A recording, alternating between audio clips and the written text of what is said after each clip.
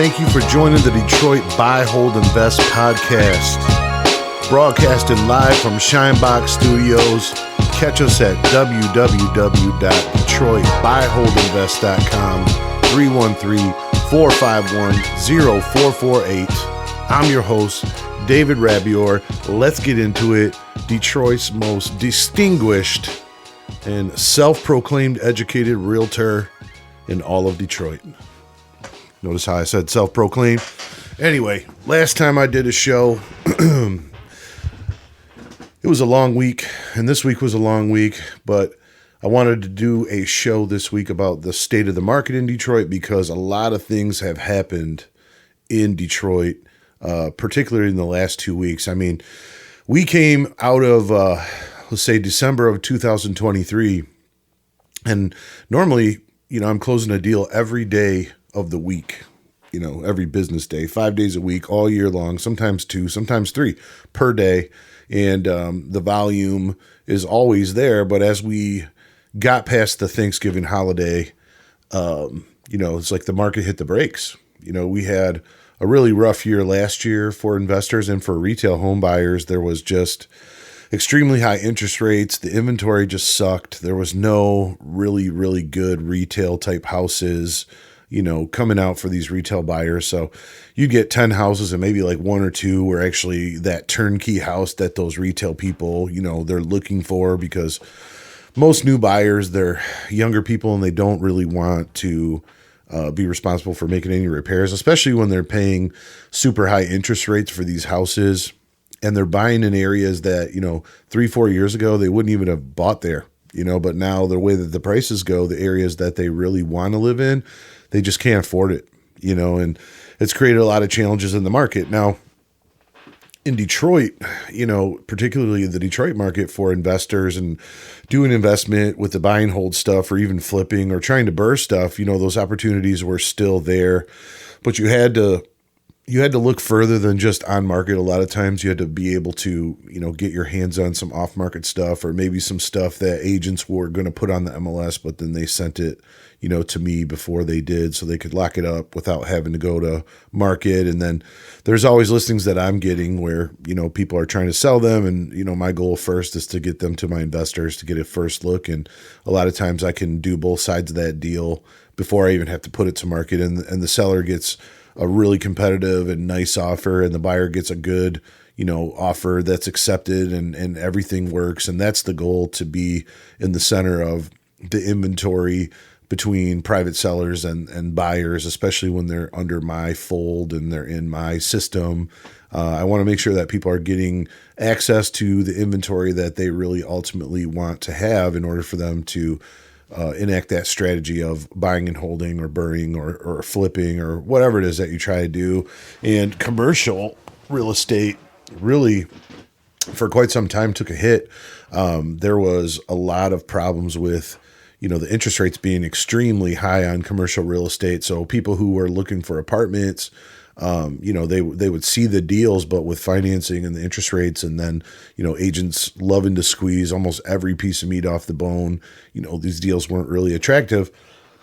And the ones that would have been attractive, they're always being projected as a good deal, but basically the seller has a lot of issues with vacancies or units that need turnovers or evictions or whatever, or certain improvements for CapEx that need to be done. And they want to project that the deal is what it is after those things were done, as if a buyer is going to go in and buy, some apartment building and then do all of this work to improve equity and buy it at, where there's not really a deal up front. I mean, and aside from these huge hedge funds that have 10, 15, 20-year mentalities, like a normal investor is telling you to stick it on a deal like that. And a lot of these commercial agents, their goal is to, get these apartment buildings and try to double end them or use them as clickbait on websites like LoopNet so they can get more buyers. And if those buyers aren't particularly for what they're trying to sell at that time, they're still stacking them up for when they get a better deal. And these commercial agents really hold the inventory with apartments, especially outside of the city of Detroit. It's ridiculous sometimes the way that it goes. But I wanted to do a show to encompass a few different topics, and one of them being like, what is going on in Detroit right now? what is going on in Detroit, as we go into the summer and as we get into the fall? Like, people keep asking, Dave, what do you think is going to happen when it comes to the market? Do you think that things are going to get more expensive? Do you think that, houses are going to be harder to find?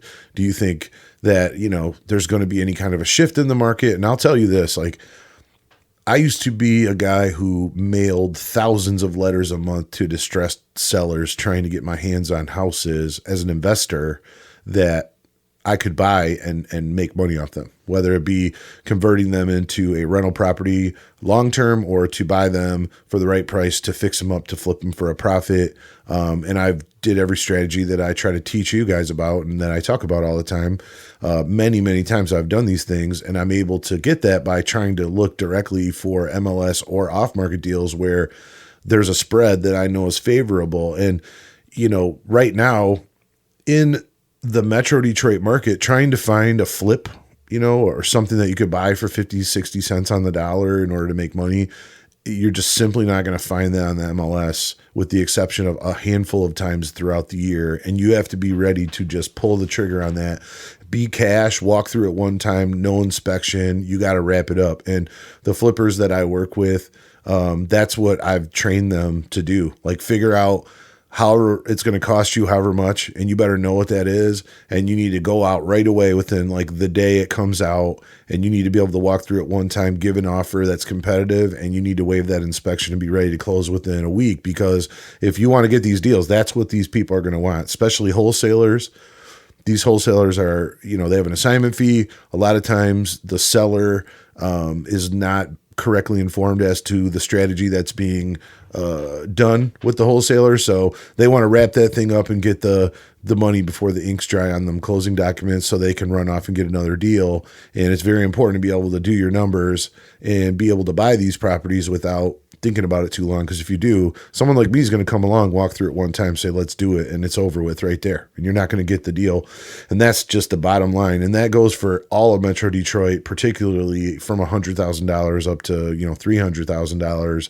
There's flippers that are dying out here. They can't get enough inventory, and they try, and they're direct marketing, and they're working with anybody who, with a pulse that can try to get them a deal. And even with that being said, like, people secured such great low interest rates on their homes post-COVID, and then also coming out of 2008, 2009, when the market collapsed. A lot of people bought their homes at that time, and they have just extremely high amounts of equity, and they're not looking to sell. This is a time where, a lot of people, when you go look at what they got going on, they got a lot of money in the deal for their own house. They don't want to give it away, and only in certain circumstances that, occur, like divorces or when someone passes away, throughout probate process or the trust.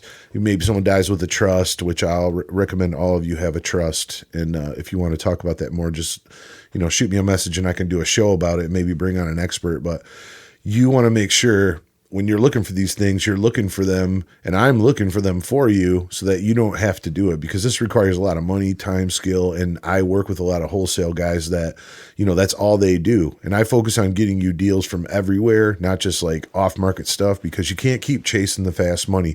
And I said this on Facebook the other day, you cannot keep stepping over dollars to pick up dimes, trying to make every deal that you do a home run. Like, you're not going to be able to do it. I don't care who you are. You have to go with the consistent money.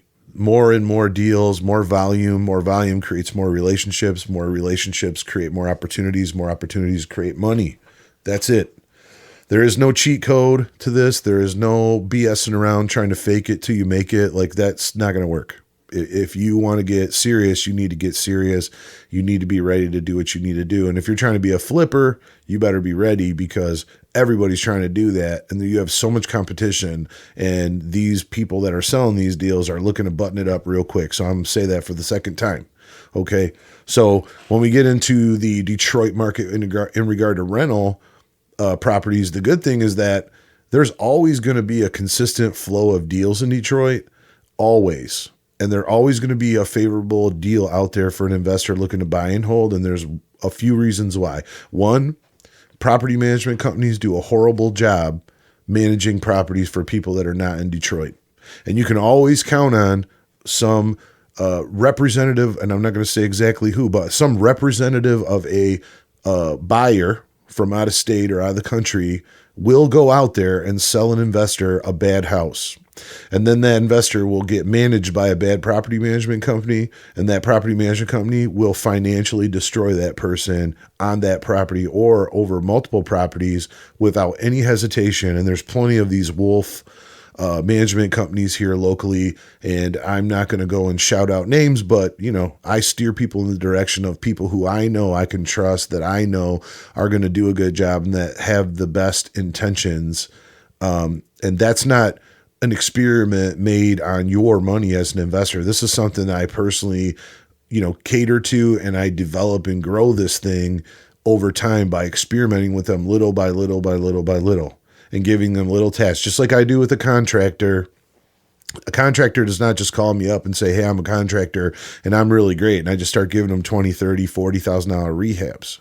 Like, he's going to play around in the yard for a little while. I'm going to make him do $500,000 jobs, $2,000 jobs, $2,500 jobs, and I'm going to cut him on a very, very, very tight budget on a short leash to make sure that this guy shows up, that he does what he's supposed to do, that I can disperse money to him and he's not going to run off, or her.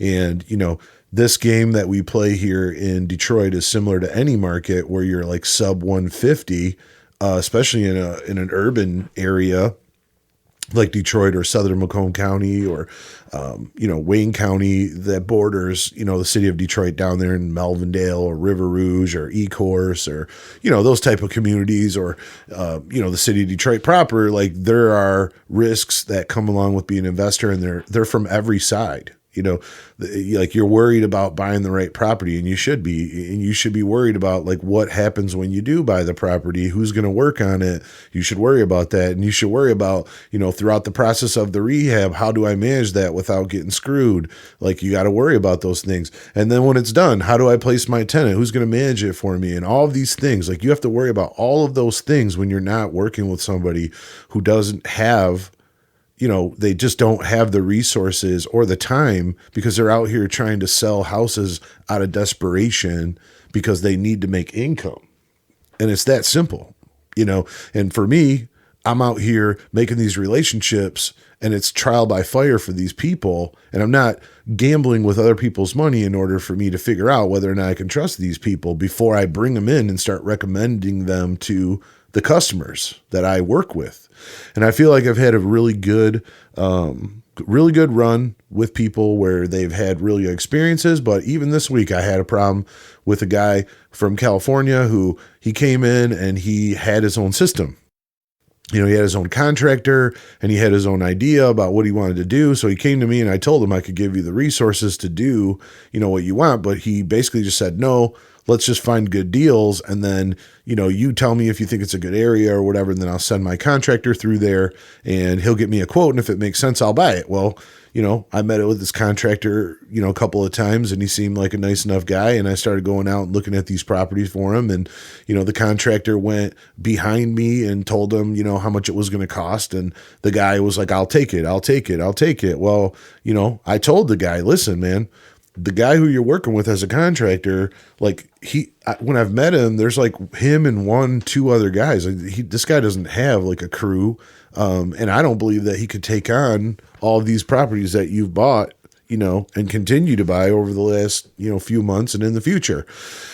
Well, the guy learned the hard way. He bought these houses. He bought a whole bunch of them at one time. He put this guy in these properties, and the guy took forever to rehab them, and the rehab was super bad, to which, then I had to help him get with somebody who would manage the projects for him, because I don't have the capacity to manage projects for people. So I recommend people to do that, or property management companies to do that. So he did.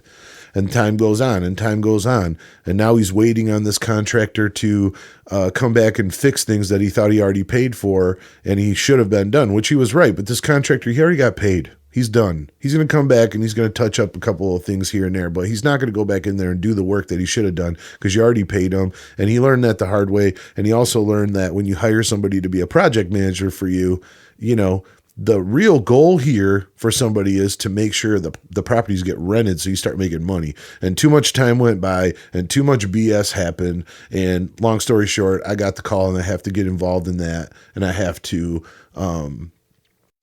figure out if this project manager if it's time to go. And if it's time for me to bring in contractors that I know and me to personally babysit a little bit until it gets back on track. But ultimately, like, these houses been sitting since last summertime, and he's got 3 left that are still not rented since like August. And it's just it's unexplainable. Number one, how someone allows that to go on.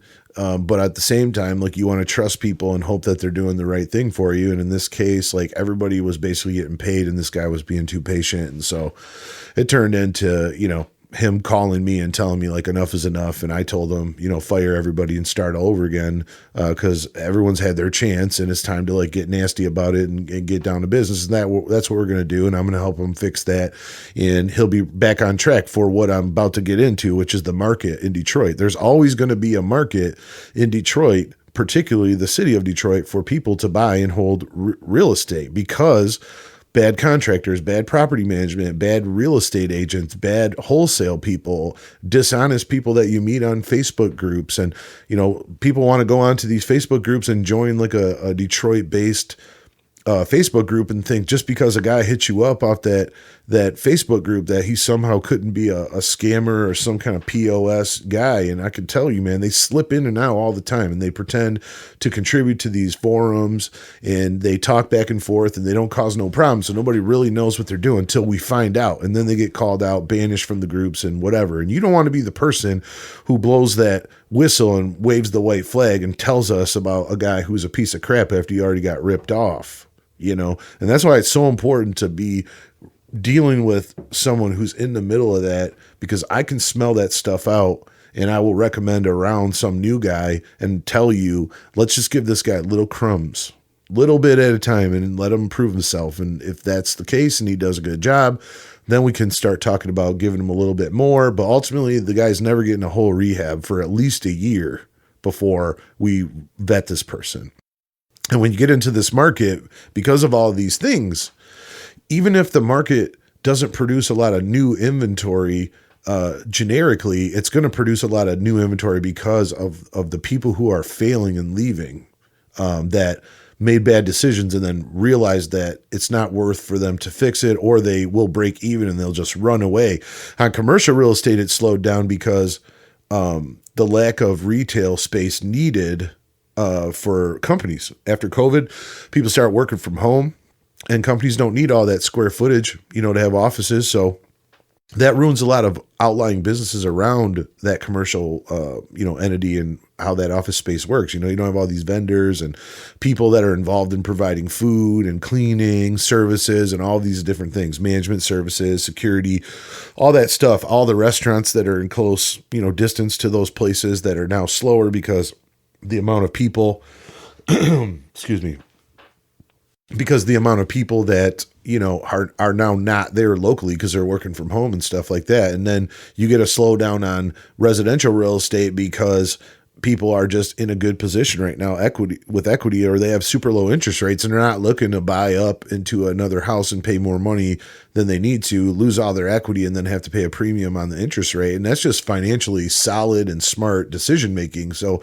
aside from the probate, the trust issues, the excessive blights and fine violation type stuff, or people who just inherit homes and they don't have any financial ability to take care of them, or landlords that experience like horrible situations with eviction. By the time that the tenant gets kicked out and they go back to see the house, it's completely screwed up and they're looking to sell. There's always going to be those opportunities. But one thing about Detroit is that you can always depend on the fact that poor management of these properties will produce a lot of inventory. And that doesn't mean that that property is tainted. That means that someone who knows what they're doing can go in there, get a good value, and then put that house back together, put a good tenant in there and hold it long-term and make a good amount of money. I've been doing this stuff for, since 2009. It can be done, especially if we work together, and I'm kind of consulting you as you do that, whether you're brand new or you have a lot of experience. If we work together, like, we can identify good properties and we can make it happen. Okay. So don't count it out.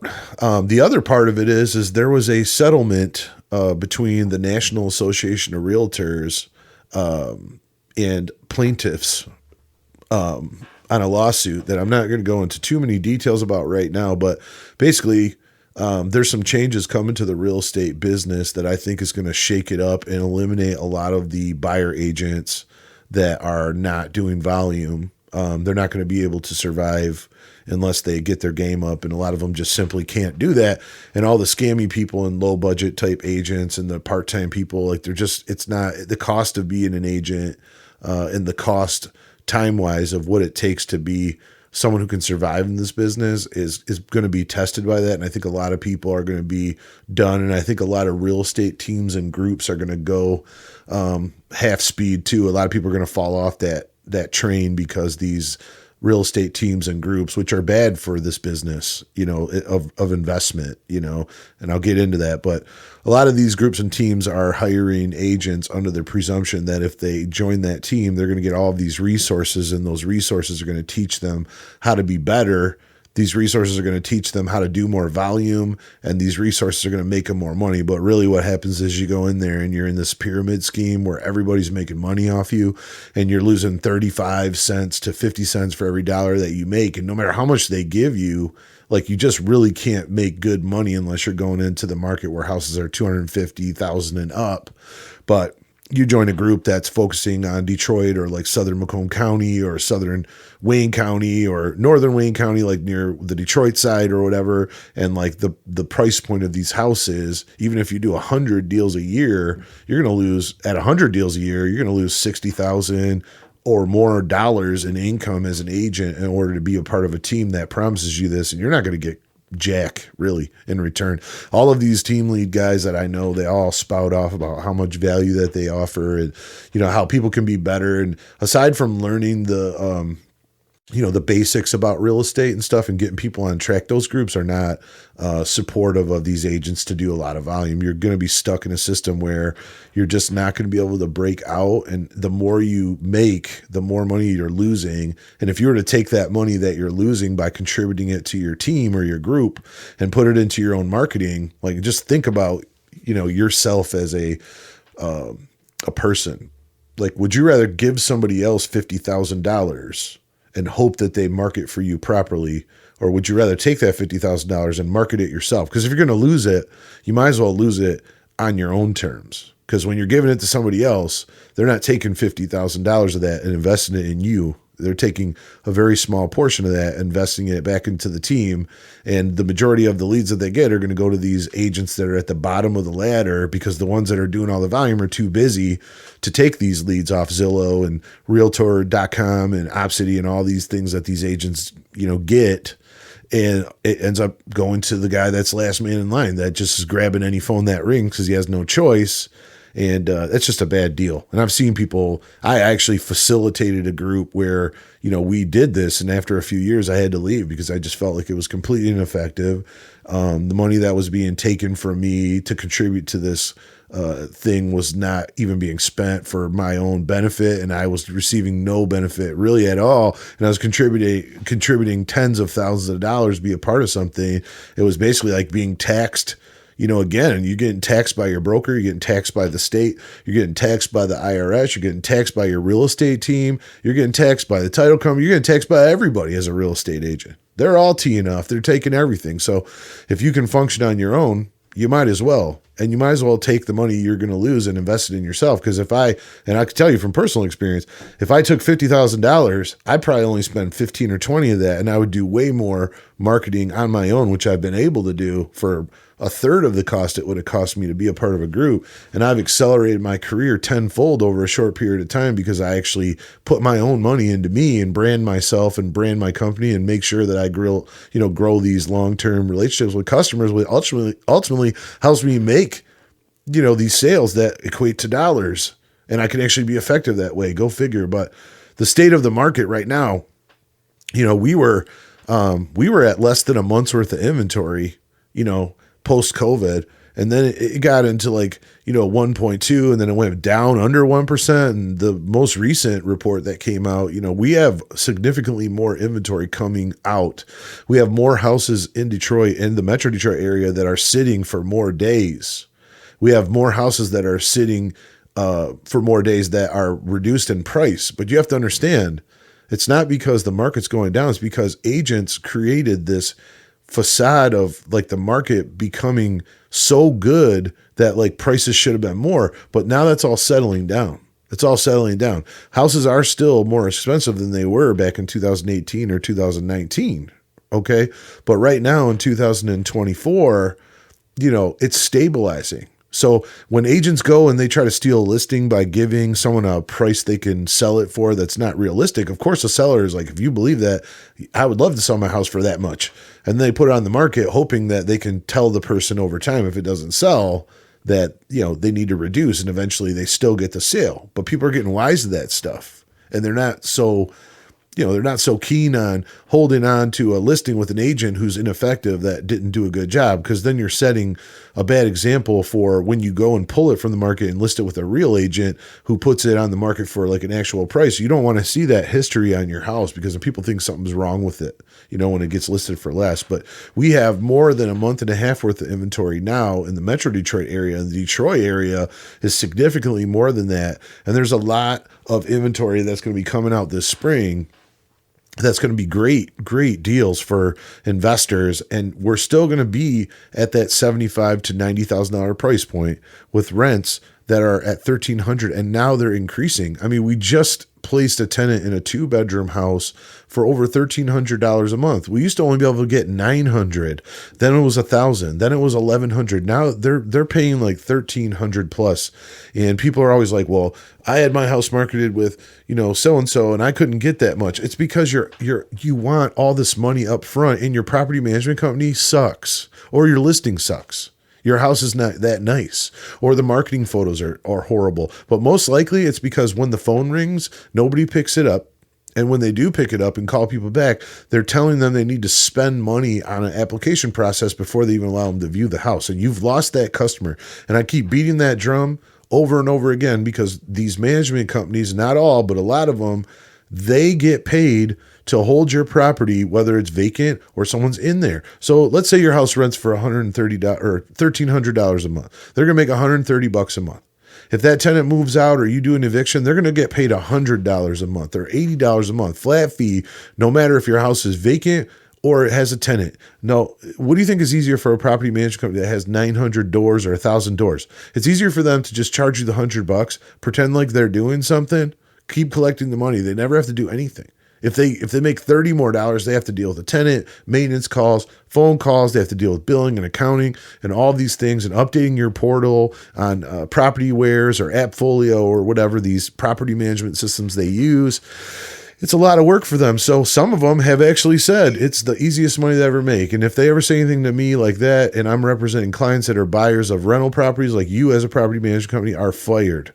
I'm done with you. Don't ever call me again. I don't want to hear about it. If you're not interested in doing business the right way, I don't even want to talk to you. I don't even want you to pretend online on Facebook I'm your Facebook friend, because I don't even like you. I don't want nothing to do with you. And you're a problem for my business, and you're trying to hurt the people who I'm trying to serve.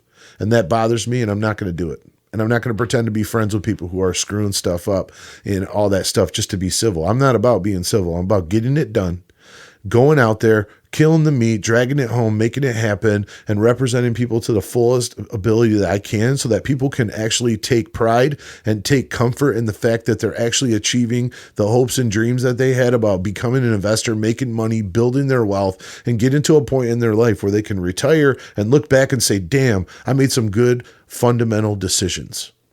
And I'm glad to be a part of that as your agent. Okay. So the state of the market right now is always, in the winter, it's a lot easier to get deals because not a lot of people are buying, because it's hard to work on these properties when it's cold. It's just hard. And people don't want to have houses vacant in the cold, because you got to worry about, people breaking in, stealing your furnace and all this other stuff. But now it's warming up. Contractors can start working on houses, and they don't need to have heat on. They don't need that. And once that starts getting going, a lot of people say, okay, well, now's the time. And there's a lot of inventory that's going to come out. And it's going to be organic, and it's going to be because of all the people that are failing and leaving. And it's going to be about people who, are just having bad experiences and they just decide it's time, and people that just are looking to exit. And you're always going to get that in a C and D class type of area. And if you're savvy and you're interested in, taking these over and taking a little bit of risk to get the reward, like, you're always going to be able to get into this stuff, and it's always going to work. I have people that are 20 years old buying rental properties from me that are doing it successfully. I've told you guys before about this one girl I have out in California who's 25. She's on like property number 7 right now. She's self-managing them and placing her own tenants, and she's not even flying in here from California to do it. Okay. And then I got people who are, from Israel, and they're overseas and they're doing it. I got people from California that are coming here and they're buying rentals and they're able to do this, and they're rehabbing them, getting tenants put in, using property management, get in the system. It works. But if you try to cheap it up, if you try to cut the corners, it's going to bite you in the butt.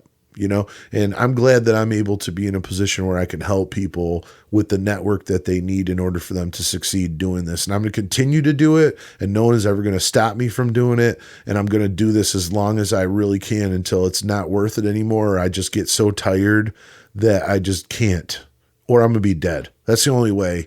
44 years old, you got 20 more years out of me at least. And I might be doing this when I'm 80. Who knows? Do I want to retire one day? Yeah. Do you want to retire one day? Yeah. But does retirement mean that I'm going to sit home reading, the newspaper every day, drinking coffee? No, I'm going to be doing deals because it's fun. It makes me feel good. It makes me feel excited to get up every day. It makes me feel excited to be a part of something, knowing that I'm actually taking care of my own business without having to depend on anybody else. And you should be thinking that way too. If you're an entrepreneur and you have that entrepreneurial spirit of you, like, there is no stop, right? There's only yield and slowing down, looking for traffic, but there's no stop ever. Okay. So Detroit, the state of the market, it's great. Metro Detroit, it's a little bit more challenging because the inventory is not as good, but there's still opportunities if you're out there looking for it. It just depends on your strategy, the way that you want to buy them, how much money you have, and how much interest you really want to put into this stuff to be successful. That's what it all comes down to. So anyway, guys, I don't want to keep this into like some 40-minute episode. Glad that you guys sat down and listened to me today. I always do these shows unscripted. I don't really try to write anything down. If you have anything that you want me to talk about, feel free to reach out to me at www.detroitbuyholdinvest.com. You can find me on social media. Just type in Detroit Buy Hold Invest on all your favorite social media. You can reach out to me at 313-451-0448. Detroit Buy Hold Invest. David Rabior, Detroit's most sizzling realtor. I'm out.